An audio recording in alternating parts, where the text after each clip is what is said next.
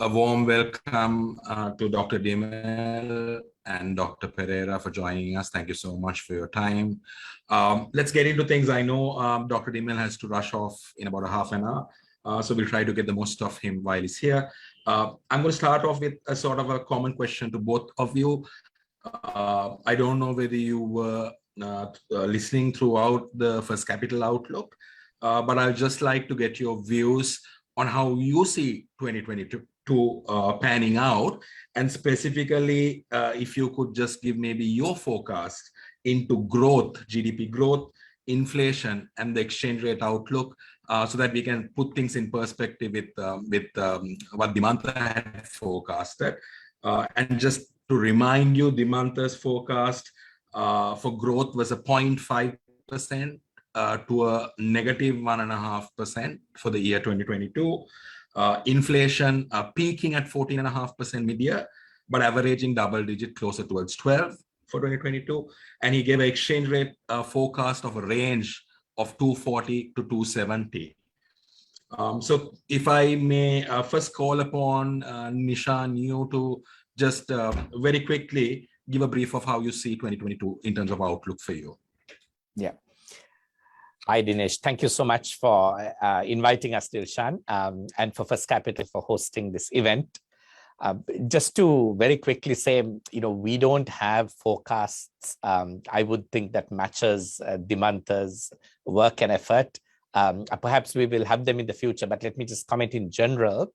I think that Dimantha's forecast on growth being suppressed is, of course, on the basis that there continues to be difficulties in imports, in forex shortages, and I see the sensibility of taking into account the tightening of this access situation in terms of raw material supplies for the economy, and that having a negative impact back on growth. I also see the sensibility of talking about double-digit inflation. And I think part of it, of course, you could say we took a lot of inflation this year.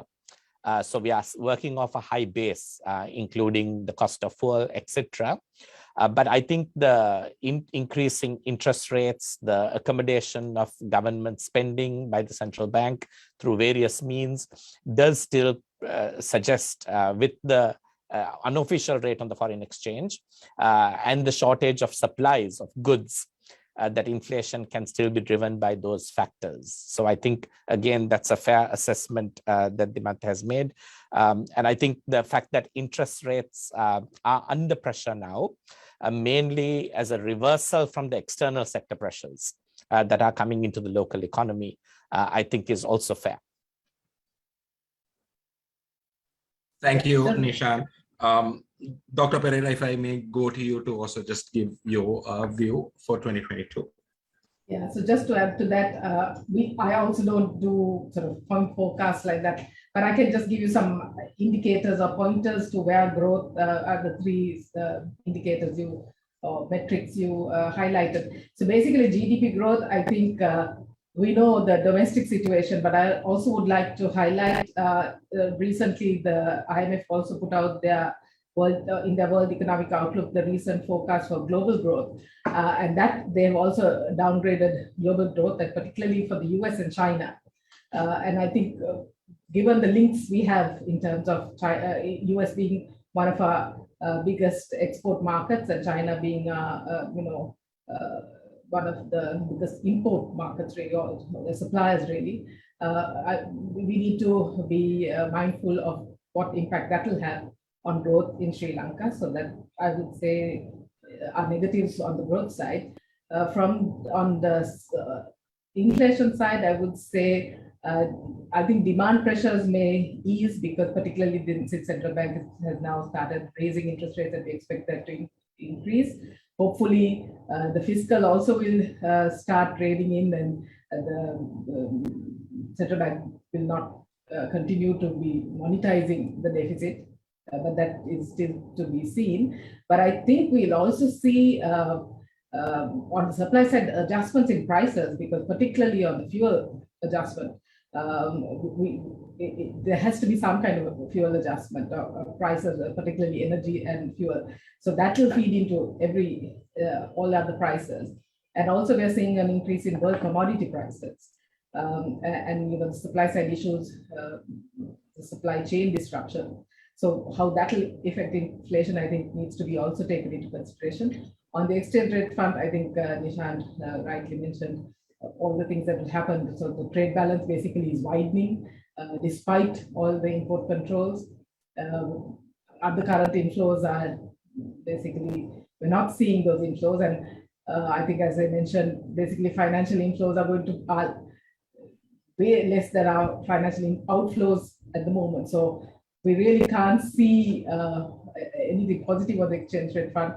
There will have to be a depreciation, and when that adjustment takes place, it's probably going to be quite large. Thank you, Doctor. Thank you very much. Nishan, back to you quickly. The question that we've got is that obviously Sri Lanka has faced many crises before. I think if you look at from the civil conflict, tsunami, to a global crisis in 2008-9, where we again saw reserves drop close upon $1 billion. Political events, the April bombings, now COVID. However, we seem to be fairly resilient as a nation, and previous crises have been overcome. The question to you is, what type of a crisis is this? Is this worse than the ones we've seen before? And what is really needed for us to get out of it? I mean, is it only a liquidity issue?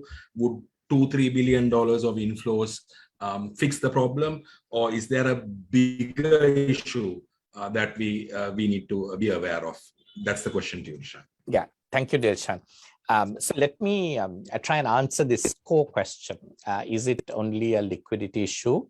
And how do we compare this crisis to the past? So I'm very sympathetic to the sense that Sri Lanka has been resilient and has come out of crises before. In fact, if you asked me about a year ago, I would describe Sri Lanka's situation like Douglas Adams' book called Hitchhiker's Guide to the Universe has this restaurant at the end of the universe. You get to the brink of the end of the universe, but you pull back all the time. So we never really fall off. And I think that's what we're accustomed to.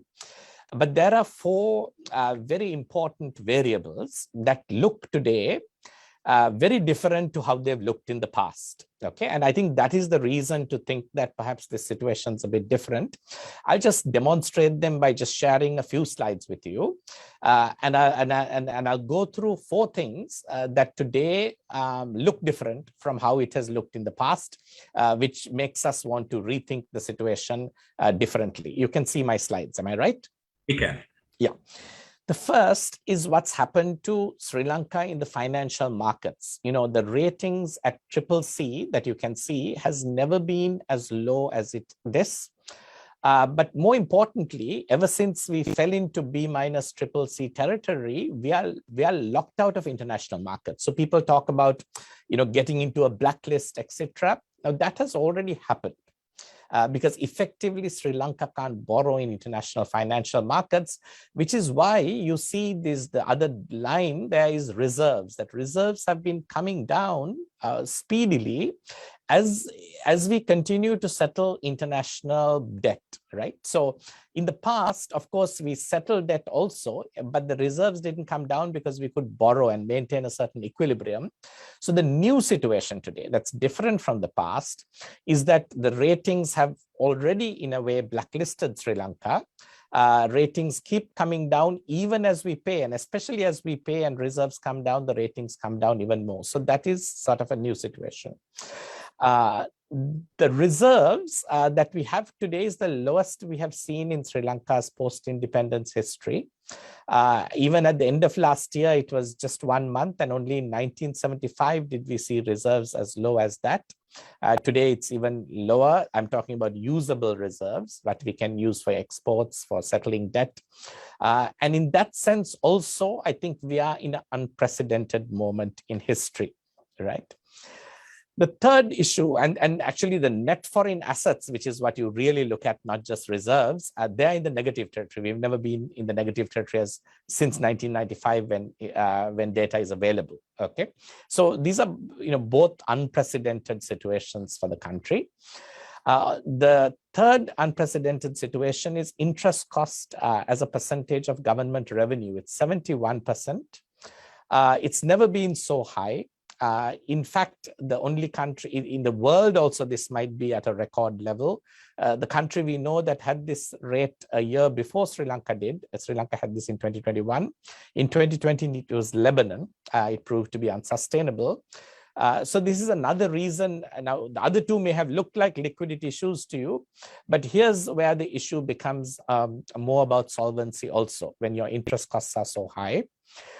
And you can see that debt to GDP in the last 2 years has effectively increased by 25%. Now, I'm not just counting central government debt, I'm counting central government debt and what is all sovereign debt that is effectively also kept in state-owned enterprises. Only guaranteed debt in state-owned enterprises is counted. The 2021 end is a projection, but it should be very close to what comes out correctly. So, when your debt to GDP gallops up by 25% in 2 years, that's hard to think of it as a liquidity problem.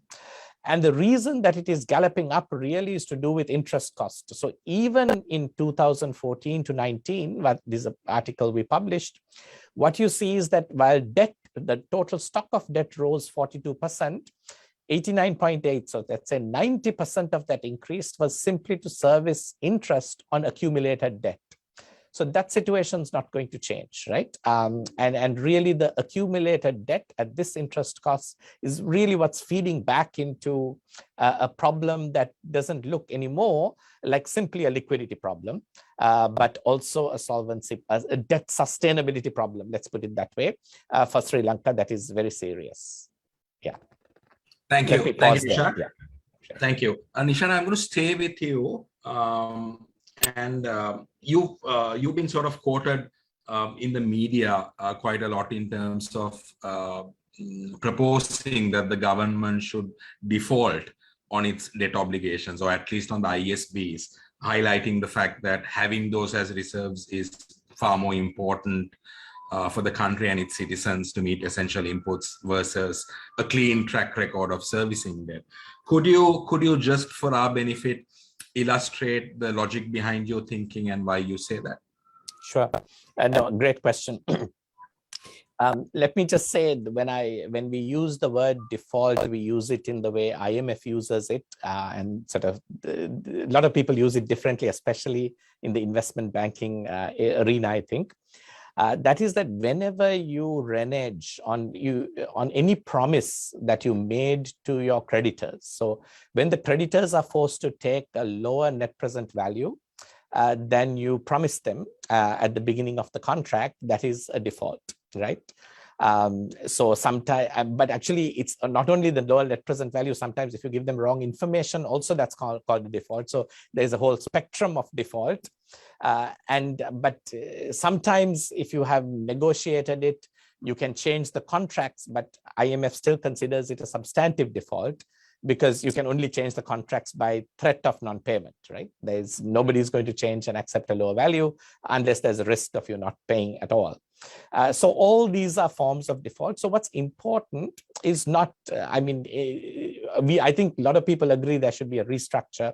Effectively, they're agreeing there should be a default. But I think that the understanding that we want to establish is between two types of default, what we call a preemptive, orderly default, and you can call it a restructure, moratorium, whatever you like, in which you're in control of the situation, right? And you still have reserves, you are initiating a negotiation. The other kind of default that happens is where you're not in control. It's a disorderly process. So it's a forced default. So when your reserves come so low that you are so desperate that you either have to decide between keeping your lights on or switching your lights off for 24 hours or paying your debt, and you decide to not pay your debt, and this happens to countries. That's what you call a disorderly or forced outcome. So as we've said for a long time, this forced outcome and the disorderly outcome is really the worst of all scenarios, because you lose your negotiating, bargaining power in that situation. Whereas an orderly process, a preemptive process, an early process gives the country a best chance to resolve their problems better. So I think the principle in going for an early process is also, I can share a slide with you just to show that it's very important in these scenarios to share the pain. Okay, that the country is going through some significant pain because of the lack of reserves and the lack of ability to both pay the debt as well as meet essential imports for the country. So for instance, we have 1.5 billion in ISB payments this year. And this is a kind of mapping of what that could have bought or could buy for Sri Lanka, right?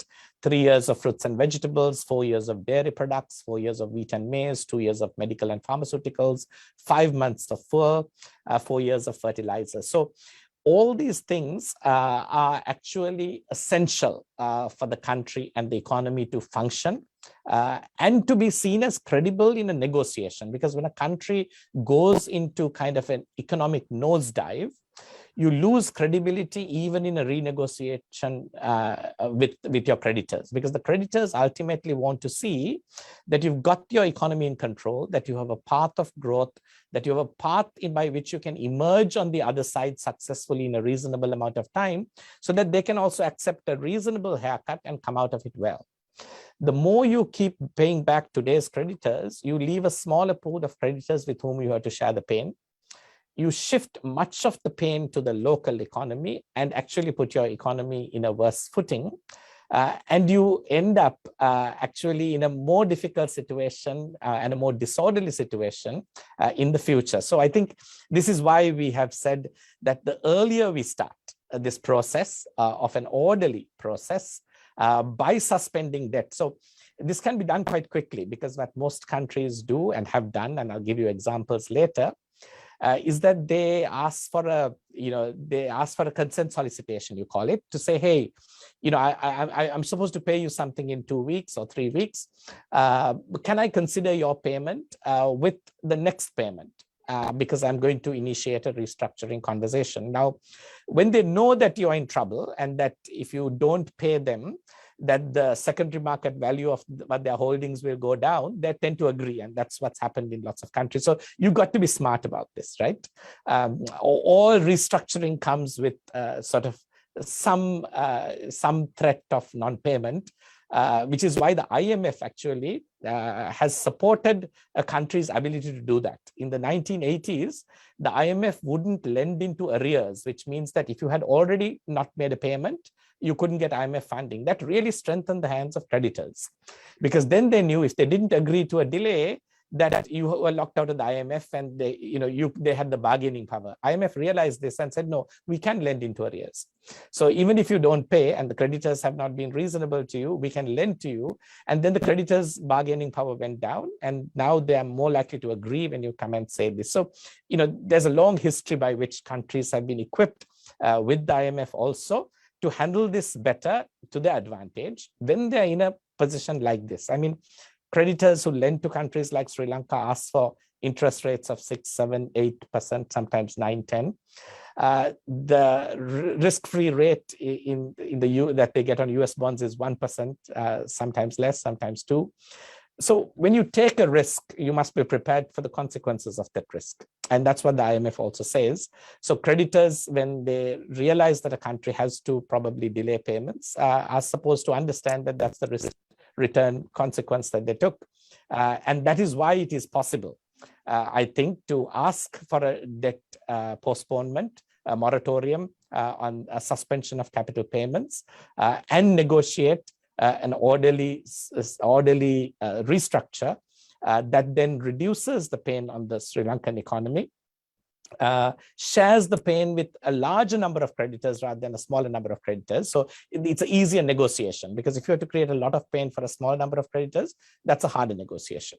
If you can spread the pain amongst creditors, that's an easier negotiation.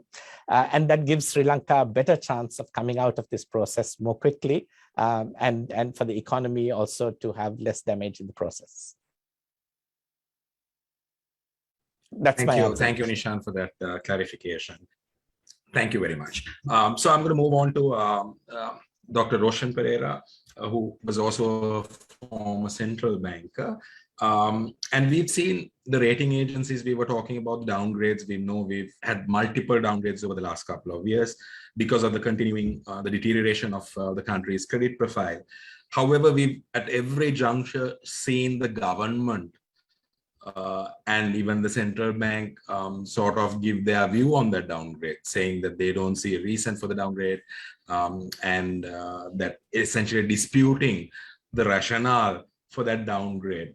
So can I just get your perspective? I mean, of these two sides of it, do you think the rating agency has been fair by the country, or is there really merit in what central bank says that maybe the rating agencies have not looked at certain aspects, and is there a case for central bank to really dispute the rationales that have come out? Would like to know your perspective, Dr. Perera. Yeah, thank you. I think it's not unusual for countries to sort of complain when a rating agency, or for that matter, any international agency gives a negative view on their economy or the country, and I think we've seen that in many other instances as well. But what I would like to say is, I mean, when you look at the rating agencies themselves, they use some kind of framework or a model on which they, based on which they make these assessments. So, and it covers, it's sort of multiple composite indicators. It's not just one criteria that they use. So if there is any sort of issue with these criteria, I think rather than say it's unwarranted or whatever language they use, I think it would be useful for the country to actually specify in what areas they feel that the assessment is not correct. So I mean, just to give you an indication of what kind of indicators they use, they look at the economic growth, and just like you did today, they look at the public finances, because that is one very important indicator for rating agencies in terms of sovereign rating. They look at the external financial situation, the exchange rate management. I think all these indicators, the political risk, the state of the political risk, as well as the institutions. And I think all those indicators are some things that you looked at today, right, in your assessment as well. So it's the same. I mean, a rating agency looks at similar indicators that even a company would look at in terms of their investments. What we have to bear in mind is these are kind of forward-looking indicators. They're not looking back. So I know the central bank, and often they say, okay, we have never defaulted on our debt. We have always paid that our debt. So why are they, why are they, and we are going to pay, the next installment. So why are they downgrading us? But it's not only your past history, but it's also looking at, your future ability in terms of all these indicators. And I think we need to understand the role that these credit rating agencies play in the financial markets, because what they do is basically they are acting as an intermediary in terms of the information asymmetry that exists between lenders and investors on one side, and also the issuers on the other side. And these rating agencies actually help governments like in Sri Lanka to raise capital in international financial markets, with a lot of investors can't put in the resources to monitor or to analyze the situation in this country. So in a sense, they do play an important role, and also they act as kind of they give a kind of a incentive for countries to put their economies in order, to conduct their policies in a prudent monetary and fiscal policy. So I think countries need to pay attention to these ratings because it affects the cost of finance. As Nishan said, as soon as we were downgraded to triple C, I mean, we basically, or CA, depending on which rating agencies you look at, we basically lost access to international markets. So it has a huge impact in terms of countries like ours, access to international markets. So I think rather than criticize these agencies, I think it's good for countries to pay attention. It's not that we only do it because of the rating, but rather consider the factors that affect investor sentiment, because this is not just the rating agencies versus the countries. Basically, this is what investors are thinking and feeling, and it affects investor sentiment. So that's what I would say in terms of the rating that we see and how to really analyze these ratings that rating agencies give countries. Thank you very much, Dr. Roshan Perera. Another question directed to you by our audience. The question is, what size of a relief package is required from the IMF, if so? Or is it only a debt rescheduling that is required for the country? Given the magnitude of the crisis, how should the government plan out economic activities in the future if they do so go for an IMF program? That question is to you, Dr. Perera. Yeah, so if you look at the past IMF programs, basically what the IMF does is actually they do an assessment of the country. Right? So they do a macroeconomic assessment, but they also do a debt sustainability assessment, because just like any bank, before they lend, they have to make sure that the country is able to repay that debt, because they are lending as well, right? Though the magnitude may not be as large, they are actually doing some lending. So they do a debt sustainability analysis. In the past, I mean, when they've done that analysis, I think though they have, highlighted issues in the fiscal, in the monetary and exchange rate, external sector, as well as in the debt sustainability. In the past, I think through a fiscal consolidation program, some kind of exchange rate adjustment, and sometimes even the financial sector having some, strengthening of the financial sector, we have been able to negotiate a kind of a agreement with the IMF for a lending program or a adjustment program in the past. But I think this time it is different. And why I say this time is different, because I think any debt sustainability analysis, I think Nishan very clearly showed us the debt situation. It's clearly unsustainable. So without a debt restructuring primarily, I don't think we can go into the rest of the IMF program. But this debt restructuring on its own is not enough. You've got to have that. Plus, you've got to have some kind of macro stabilization program. You have to have some growth. You have to basically have some kind of structural adjustments or structural reform program to kickstart growth. So I don't think you can have one without the other. They're both necessary. In terms of magnitude, that assessment will have to be done with the authorities, because we're really not privy to what are all the outflows. We only know, the sort of predetermined outflows that the central bank has given, but the economy has so much more payments that need to be made. So that assessment will have to be done with the authorities. But what I'd say is it's not just debt restructuring. It has to be combined with a micro stabilization program as well as a structural reform program in order to ensure that growth is also stimulated. Thank you, Doctor. Thank you very much for that. Nishan, back to you. I know you have probably another 5-10 minutes maximum with us. So this question goes out to you. Import restrictions have been there now for over a year, and possibly is going to remain in the foreseeable future. What do you think is the economic impact of this self-imposed import restrictions? There may be two sides to it. Also, you might have the negatives. You may have some positives. Would like to know your perspective on the implications of having prolonged import restrictions in the country. So I think that's quite, it's an important thing to estimate, Dirshan. I don't think we have done a firm estimation of that, okay? What we do see currently is that there is a huge trade-off between continuing to pay or meet debt obligations in a timely way and being able to supply the economy with essential goods that it needs to function and to grow. So I think if this path continues, you're going to see an exacerbation of those problems. I think we've seen that there are risks of power cuts, we've seen risks of pharmaceuticals, but more than that, especially small producers are finding it harder and harder to source basic things that they need.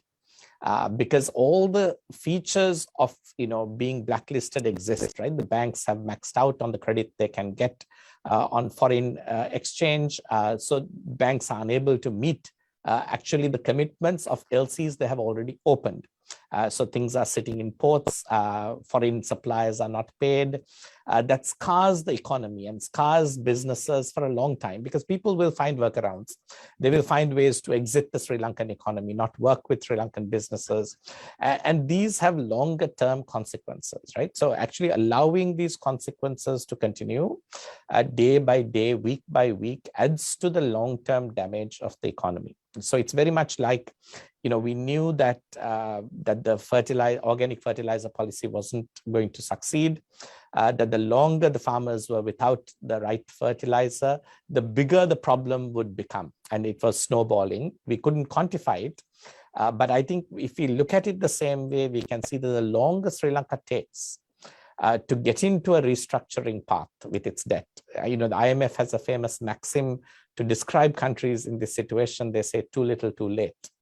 That Sri Lanka is in real risk of acting too late, and even when it acts of doing too little, treating the problem too lightly, not taking the proper measures to build confidence, to have a plan. So I heard you ask about, why don't we go to the IMF? What can the IMF do to help?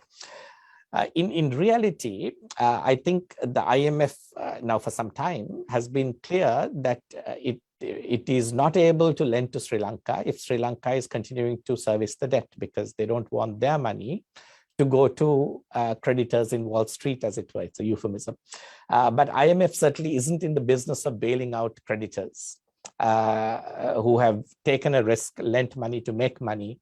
And so the IMF will require Sri Lanka to show a credible path out of this situation before you can unlock IMF funding. So IMF is not the solution. There's no IMF solution in that sense. It's part of a solution. Sri Lanka has to have a plan. Sri Lanka has to build confidence and trust. It has to do this early so that it can manage that in an orderly way and not go into real trouble. I want to just end by showing you, maybe with my slides, 2 examples of countries very recently, and slightly different examples who've taken this path and yet managed it successfully. These are not, in a way, highly sophisticated countries. So one is Ecuador. I've used this many times, but I can use Ukraine, Jamaica. There are many like this, where, and this is because it's so recent, in 2020, in March, they started debt restructuring talks. And again, what you do immediately is you see a payment coming, you do a consent solicitation, say, can I delay considering this payment? Usually you get a yes if you do that right. And you start the talks. Of course, they had gone into B- territory already. And when they at the time of starting the talks, they got downgraded some more. But if you're locked out of capital markets, this has the marginal consequence is low, right? As you continue the talks, you get into restricted default or selective default category. And that's inevitable because people see this talk still ongoing. But again, the consequences were not high for the country in doing that. And it had already got debtors to agree to delay payments. Within 6 months, they ended debt restructuring talks, came back into B-, and then soon, a little later, got access to capital markets, right? So that's the path. A 6-month road, which Sri Lanka could have also done last year, in fact, and taken the same road and then got back. Getting access to capital markets is a critical aspect. Because You've got to get your ratings up to get access to capital markets, and you've got to get your reserves up. And I think even the central bank governor's roadmap has those two things. He wanted 4 months of reserves and ratings upgrade. But what you can see is, since the roadmap is put out, that the reality is the other way around. The reserves keep falling and the ratings keep falling, because I think we've got the wrong goals or methods to actually achieve those very correctly articulated outcomes, right? Whereas the method that we saw Ecuador and many other countries follow is actually to dive into a restructure, come out of it in 6 months. Argentina is my second example, and I'm sorry, Dilshan, that I may leave after this. They managed this in 4 months. Okay, so moment they got into kind of much lower, they got into CC rating, like Sri Lanka is in now. They formally requested rescheduling of its debt with the Paris Club, so started the talks and initiated the process. Now, they got their capital rescheduled, but they actually, or basically asked for deferment of capital, but were going to pay interest. But they even couldn't pay interest at some point. So they like Sri Lanka, in a way, started too late. So they kind of got into a forced non-payment because they were in so much difficulty. So then at that point, they fell into RD, but still they finished the talks in 4 months, got a restructuring plan in place, got back into CCC, which was better than the CC they were in even in 2019, and a little later got back access to capital markets. So this shows how a restructuring talk, well managed, and even when you get into it late, if you really go at it properly, that you can come out of it quickly and get your economy back working quickly, because the moment you get back access to capital markets, you can fix that equilibrium problem I told you that's driving down reserves. You can put in enough money to actually service the capital you repay. You have also given investors and creditors confidence that you have a sustainable plan. And the reason to have the IMF on your side, I think, are two reasons. It's not the solution, it is a solution. One is that the IMF can give you bridge financing. So your reserves have been run so low, you can't get fuel, you can't get pharmaceuticals. The IMF can give you money, provided you're not taking it and repaying your debt creditors. Right? That's very important. So you have to be in this process to get the IMF help. Secondly, the IMF is a conduit of trust, or a trust broker. So if they say, we accept this country's plan, we think it's good, then creditors are also able to have more confidence. IMF can also strong arm the creditors a little. Even the IMF says, look, you've got to take a deeper haircut. And that's what they did for Argentina. I mean, they told some creditors, you've got to take perpetuities, that you'll never get your capital back. But when the IMF asks for that, it's hard for creditors to back off. So they can really strengthen your negotiating position with creditors. And that's also very valuable. People who try to do it without the IMF end up giving too little pain to creditors and too much pain to the economy.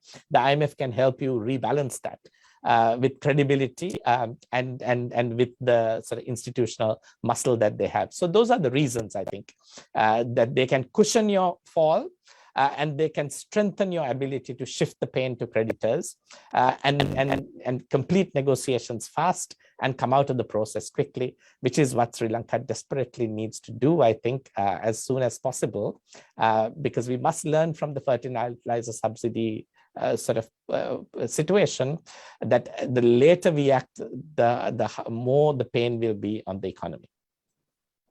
Thank you, Dilshan. Yeah. Thank you, Nishan. Thank you very much for that. And I know you may have to leave. Now we have, I think, 5 minutes left. And one last question I would like to direct to Dr. Roshan Perera. It's on inflation. So much has been said that the money printing or modern monetary theory has seen an influx of cash into the system. However, there's an argument also that the current rise in inflation is not to do with a demand-driven aspect of it, but it's to do with supply shortages. So how do you really address inflation if that's the case? So on the one side, the government is sort of having its hands tied and has to resort to printing some level of money because their revenue streams have declined. So that obviously is fueling inflation more. But on the other side, you have supply side shocks, and that is also impacting inflation. So how do you really get about this double whammy, so to speak, Doctor?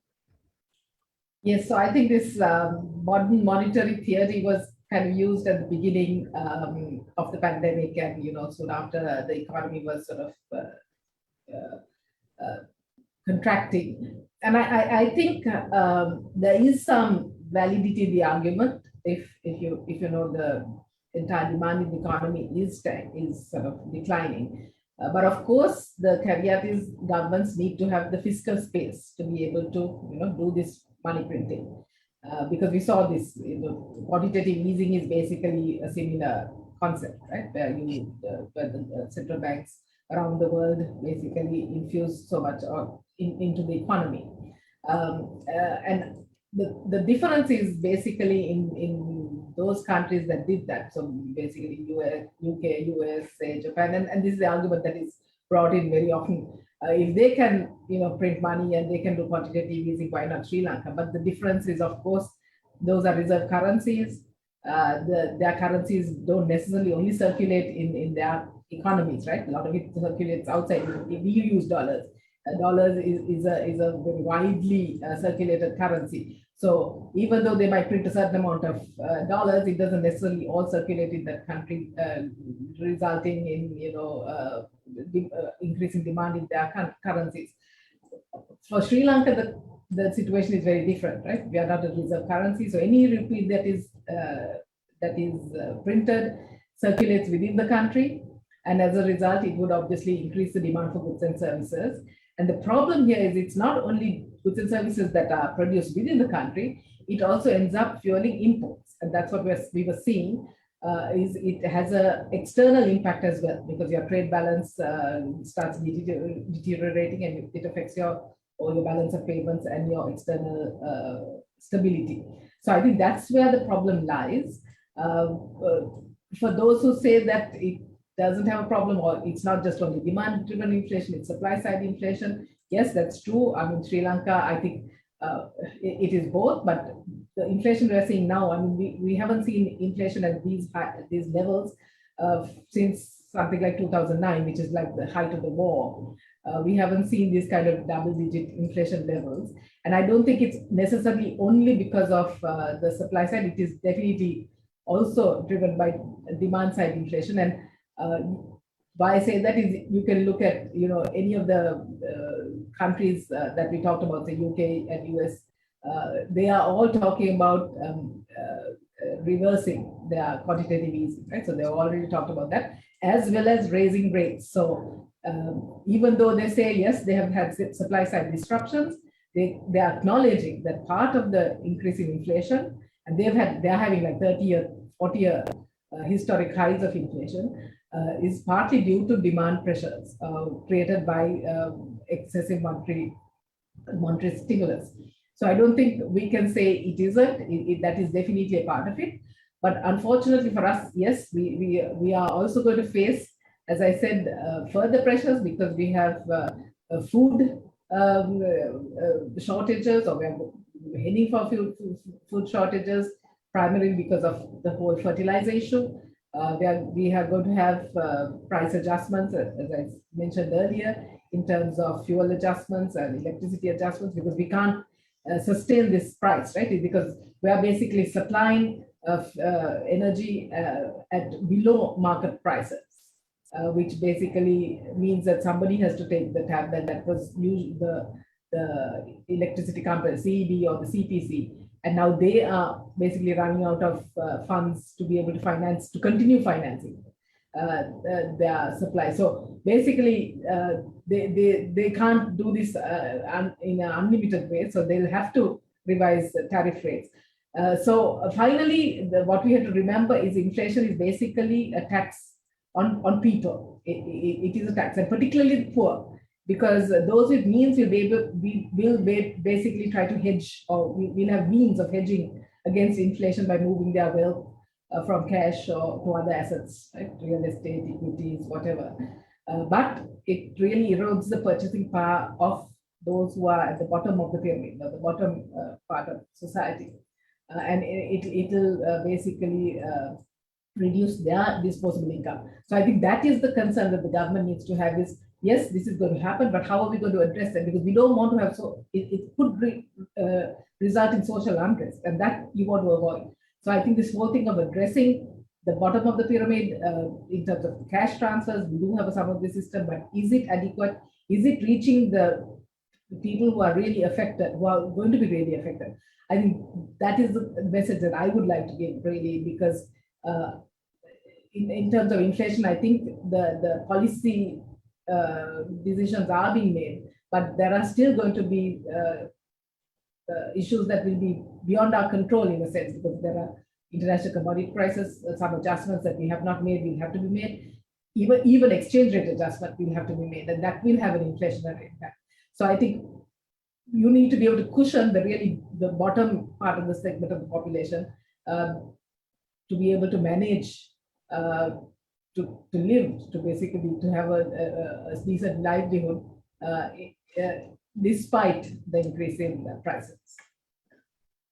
Thank you very much, Doctor. Thank you. And with that, we come to the end of the panel discussion for the session one. I would like to extend my thanks to Dr. Roshan Perera as well as Dr. Nishan De Mel, who's already signed off for participating in this forum.